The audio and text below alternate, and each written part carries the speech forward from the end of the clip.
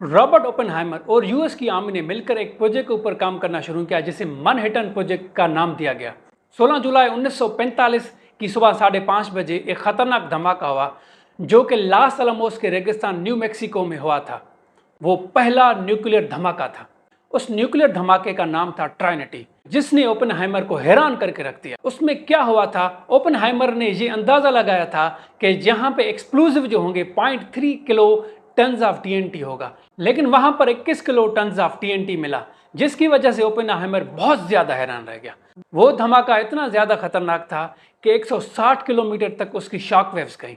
उस धमाके की वजह से 12 किलोमीटर तक ऊपर फिजा में मशरूम क्लाउड्स थे, जिसने ओपेनहाइमर को हैरान कर दिया। उसके बाद ओपेनहाइमर ने एक बात कही, now I am become death the destroyer of the worlds. Trinity test था, ये बहुत ज्यादा खतरनाक था। बताया जाता है कि इसी की वजह से कई बच्चे मर गए, कई बच्चे माजूर हो गए और काफी लोगों को कैंसर और मुख्तलिफ किस्म की बीमारियां हुई। जहां पर यह धमाका हुआ वो अल्मास लेबार्टी से 200 किलोमीटर दूर थी, लेकिन जहां पर यह धमाका हुआ तुलारूसा बेसन में, वहां से 12 किलोमीटर दूर आम आबादी थी। तकरीबन 5 लाख के करीब लोग रहते थे। उसमें ज्यादातर लोग स्पेनिश और नेटिव अमेरिकन थे। एक कहानी बताई जाती है कि धमाके के दौरान एक औरत प्रेग्नेंट थी जो कि कुछ दूरी पर थी, लेकिन जब उसे बच्चा हुआ तो उसकी आंखें नहीं थी। मेरा नाम है अल्ताफ महर। तो दोस्तों, कैसे हैं आप? आज हम ओपेनहाइमर के बारे में डिटेल में बात करने जा रहे हैं। अगर आप ओपेनहाइमर के बारे में डिटेल में जानना चाहते हैं तो पूरी वीडियो जरूर देखिएगा, वरना आपको पता नहीं चलेगा कि ओपेनहाइमर कौन था, विलन था, हीरो था, या उसमें दोनों खूबियां थी। ओपेनहाइमर की जिंदगी के ऊपर नजर डालते हैं। ओपेनहाइमर न्यूयॉर्क में एक अमीर घराने में पैदा हुआ, जिसकी फैमिली टेक्सटाइल की एक्सपोर्ट और इंपोर्ट का काम करती थी। ओपेनहाइमर ने अपनी बैचलर डिग्री हार्वर्ड यूनिवर्सिटी से शुरू की। वहां पर उसने ग्रीक, लैटिन, केमिस्ट्री और फिजिक्स के ऊपर बहुत काम किया। इसे पोइट्री का बड़ा शौक था। इसी की वजह से ईस्टर्न फिलॉसफी यानी मशरकी फलसफे को पढ़ने में इसने अच्छा खासा काम किया। 1925 में ओपेनहाइमर कैवेंडिश लेबॉरेटरी, जो कि कैम्ब्रिज यूनिवर्सिटी में है, वहां पे गए। वहां पर उसने रिसर्च शुरू की। कैवेंडिश लेबॉरेटरी में इसकी मुलाकात रदरफोर्ड से हुई। कैवेंडिश लेबॉरेटरी में इसने रदरफोर्ड की रहनुमाई में बहुत कुछ सीखा। रदरफोर्ड एटॉमिक स्ट्रक्चर के ऊपर बहुत ज्यादा मशहूर रहा है और उसने केमिस्ट्री में बहुत ज्यादा काम किया है। कैवेंडिश लेबॉरेटरी में काम करने के दौरान इसने ब्रिटिश साइंटिफिक कम्युनिटी के साथ बहुत ज्यादा काम किया।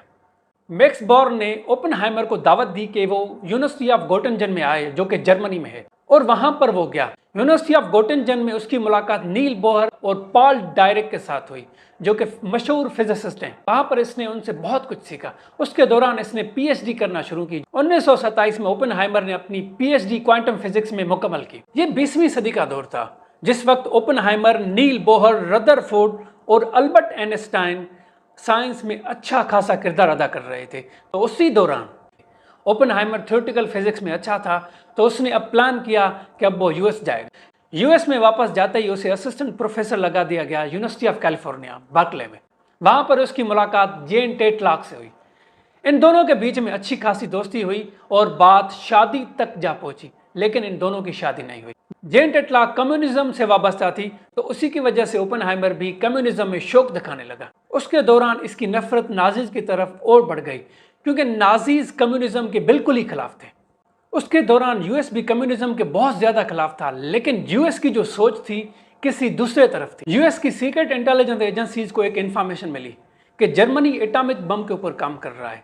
जिस प्रोजेक्ट का नाम था यूरेनिवेरियन, उसका मतलब था यूरेनियम कलम। इस मालूमात ने यूएस को बहुत ज्यादा परेशान कर लिया। मुख्तलिफ जो दुनिया के साइंसदान थे, उन्होंने यूएस को लिखा, अगर जर्मनी ने न्यूक्लियर टेक्नोलॉजी पहले बना दी तो वो दुनिया को बहुत ज्यादा नुकसान पहुंचाएगा और वो सुपर पावर बन जाएगा। इसके हवाले से अल्बर्ट आइंस्टाइन ने अमेरिकन गवर्नमेंट को वार्निंग दी कि वो न्यूक्लियर टेक्नोलॉजी के ऊपर काम करना शुरू करें। उसके बाद क्या हुआ कि 1942 में कि यूएस ने मुख्तलिफ साइंसदानों को बुलाया और उनके साथ मिलकर डिस्कशन की कि अब इस मसले को किस तरह हल किया जाए। वहां पर उन्होंने रॉबर्ट ओपेनहाइमर को न्यूक्लियर प्रोजेक्ट का डायरेक्टर बना दिया और उसे कहा कि अब वो यूएस आर्मी के साथ मिलकर इसी प्रोजेक्ट के ऊपर काम करेगा। 1942 में मैनहट्टन प्रोजेक्ट की शुरुआत हुई। मैनहट्टन प्रोजेक्ट की वजह से लास अलामोस में लेबॉरेटरी बना दी गई। उसके दौरान ये डिसाइड किया गया अब यूएस मुख्तलिफ लेबॉरेटरीज बनाएगी जिसमें न्यूक्लियर प्रोजेक्ट के ऊपर काम चलेगा। उसके दौरान ओपेनहाइमर ने अपना काम करना शुरू किया। ओपेनहाइमर ने एक चीज़ मालूम की, जो वहाँ पे मुख्तलिफ साइंसदान थे वो परेशान थे क्योंकि वो फैमिली से नहीं मिल पा रहे थे, उनके ऊपर बहुत ज़्यादा सख्तियाँ थी। तो उन्होंने यूएस की आर्मी और गवर्नमेंट को सलाह दी कि इन साइंसदानों के लिए चीज़ें आसान की जाएँ ताकि इनकी फैमिलीज़ यहाँ पर रहें और ये आसानी से काम कर सकें। इसी जद्दोजहद के दौरान उन्होंने 3 साल में एटम बम बना लिया। सबसे पहला जो उन्होंने टेस्ट किया था ट्राइनिटी का, जिसके बारे में मैं शुरुआत में आपको बता चुका हूं। ओपेनहाइमर ने क्या किया, यूरेनियम का एक आइसोटोप था यूरेनियम 235, जिसको ट्राइनिटी टेस्ट के लिए इस्तेमाल करना था। ओपेनहाइमर ने यूरेनियम 235 को नेचुरल यूरेनियम से अलग करना शुरू किया। दूसरा, उसने एटम बम को बनाने के लिए कितना मास चाहिए होता है उसको मालूम करने के ऊपर काम किया।